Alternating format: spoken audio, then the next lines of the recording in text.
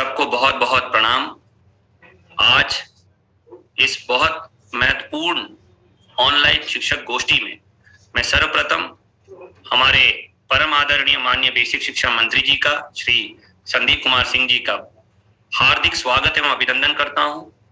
और हम सभी बहुत उत्सुक हैं कि उनके विजन और इस साल की बृहद कार्य योजना को हम समझकर उसको अंगीकृत करते हुए उसको समयबद्ध रूप से क्रियान्वयन करने के लिए मैं इसी के साथ हमारे परम आदरणीय प्रमुख सचिव महोदय का भी स्वागत करता हूं।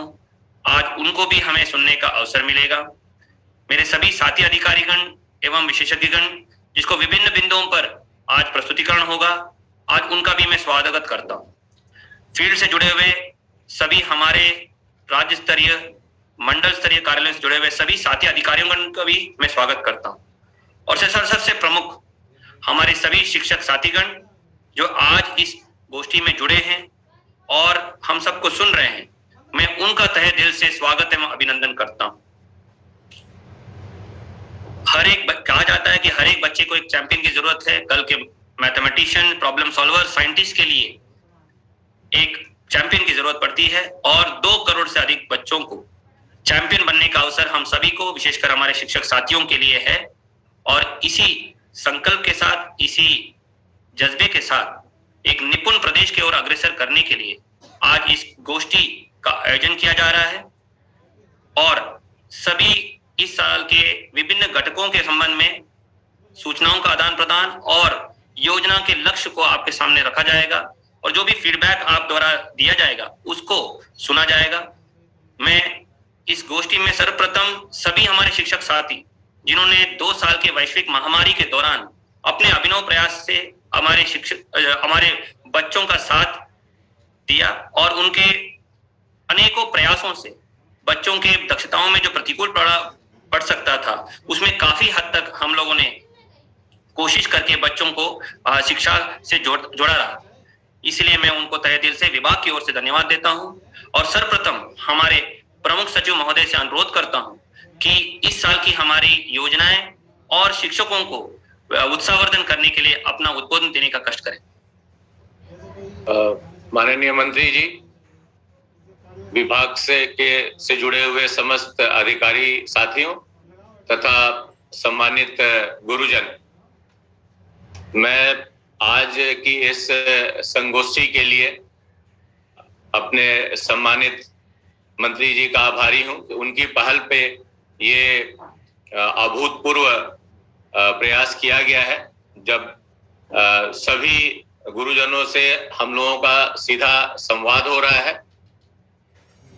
यह संवाद की जो प्रक्रिया है आगे भी जारी रहेगी।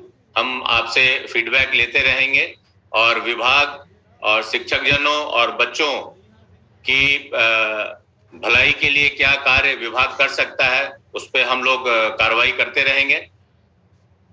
मैं सबसे पहले सभी गुरुजनों का आभार व्यक्त करना चाहूंगा कि ऐसी वैश्विक महामारी के समय भी विभाग के अधिकारी और सभी शिक्षकजन एक साथ होकर के जितनी कार्रवाई कर सकते थे उन्होंने किया। प्रेरणा और दीक्षा पोर्टल पे जो प्रयास किए गए वो उल्लेखनीय है। उसकी चारों तरफ प्रशंसा हुई पूरे यूपी की। जो मानव संसाधन पोर्टल है उस पे भी विभाग की सर्वोच्च परफॉर्मेंस है, उसकी भी बड़ाई होती है कि बेसिक शिक्षा विभाग का उत्कृष्ट कार्य है। लेकिन नैस के जो रिजल्ट आए हैं उससे स्पष्ट है कि अन्य प्रदेशों की भांति ही और पूरे विश्व में जो ये दक्षता में कमी आई है, बच्चों के शिक्षण में जो बाधा पहुंची है, वो उसके परिणाम हम सबके सामने हैं और उसकी भरपाई की जानी होगी। और इसके लिए हम सभी को मिल करके कार्य करना होगा। आगे हम माननीय मंत्री जी को सुनेंगे और विभागीय अधिकारियों को सुनेंगे कि क्या रणनीति बन रही है। लेकिन 3-4 चीजें महत्वपूर्ण है जो माननीय मुख्यमंत्री जी के भी निर्देशों में है और हम लोगों ने सभी डीएम्स को भी कहा है। कल भी चीफ सेक्रेटरी सर के स्तर से एक बैठक है जिसमें डीएम्स को निर्देशित किया जाएगा, जो साप्ताहिक बैठकें होती हैं। सबसे पहली बात तो साफ सफाई की है। माननीय मुख्यमंत्री जी ने यह निर्देश दिया था और आप तक ये बात पहुंची है कि स्कूल खुले हैं छुट्टी के बाद, तो उसमें बिल्कुल ही उच्च गुणवत्ता की साफ सफाई होनी चाहिए। चीफ सेक्रेटरी सर के स्तर से हम लोगों ने डीएम्स को, अन्य विभागों को भी निर्देश दिलाए हैं, पंचायत को, ग्राम विकास विभाग को, उस पे आप लोग फॉलो अप करें। दूसरी है बच्चों की पर्सनल हाइजीन की। माननीय मुख्यमंत्री जी बहुत चिंतित हैं कि बच्चों की आदत में ये शुमार होना चाहिए जो पर्सनल हाइजीन है, उस पे हम लोग जरूर ध्यान दें। उनको डेली ये चीजें बताएं, उनको इंस्पेक्शन में, सुबह की प्रार्थना सभा में उनको ये चीजें बताएं, ताकि वो उनकी आदत में ये चीजें आ पाए। एक बहुत ही महत्वपूर्ण कार्य आप लोगों ने पिछले साल किया था डीबीटी का, जो कि प्रदेश में अपने तरह का अनूठा था, जिसमें जो बेनिफिट्स ट्रांसफर हुए थे अभिभावकों के खाते में हुए थे। माननीय मुख्यमंत्री जी के निर्देश है कि इस बार बच्चों के आधार भी उसमें टैग किया जाना चाहिए। ये कार्य चल रहा है, लेकिन उतनी अपेक्षा गति से नहीं चल रहा है जितनी हम लोगों ने अपेक्षा की थी।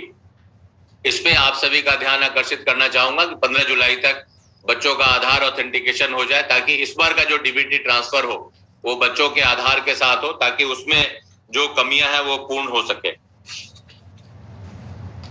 उसी तरह ऑपरेशन कायाकल्प में आप लोगों ने बहुत अच्छा कार्य किया है। इसमें यूपी को एक मौका मिला था अभी धर्मशाला में, जब श्रद्धेय प्रधानमंत्री जी के साथ जो बैठक हुई थी, सभी चीफ सेक्रेटरीज की, सभी बहुत सारे विभाग भी उसमें थे, शिक्षा के सभी विभाग थे, अन्य विभाग भी वहां मौजूद थे, उनके सामने हुआ था। और यूपी में ने जो कायाकल्प में प्रगति दिखाई है उसकी प्रशंसा हुई थी। अब वो समय है कि जब हमें कायाकल्प को और आगे ले जाना है। इसकी रणनीति बनी हुई है, उसमें मैं आप सबका सहयोग चाहूंगा। और सबसे बड़ी बात है शिक्षा में गुणवत्ता। हमें न केवल जो हमारी कमी रही है, बीच में जो गिरावट आई है, जो रुकावट आई है, बाधा पड़ी है महामारी के कारण, उसकी भरपाई करनी है, बल्कि उसको और आगे ले जाना है। निपुण का जो कार्यक्रम है उसके अंतर्गत हमें इस कार्य को आगे बढ़ाना है, और उसमें मैं आप सबका सहयोग चाहूंगा। पुनः मैं माननीय मंत्री जी का आभार देना चाहूंगा कि उनकी प्रेरणा से, उनकी पहल से यह कार्यक्रम आज का आयोजित हुआ है, और मैं सभी को इसी के साथ इस आयोजन में पुनः स्वागत करता हूं। धन्यवाद। जय हिंद।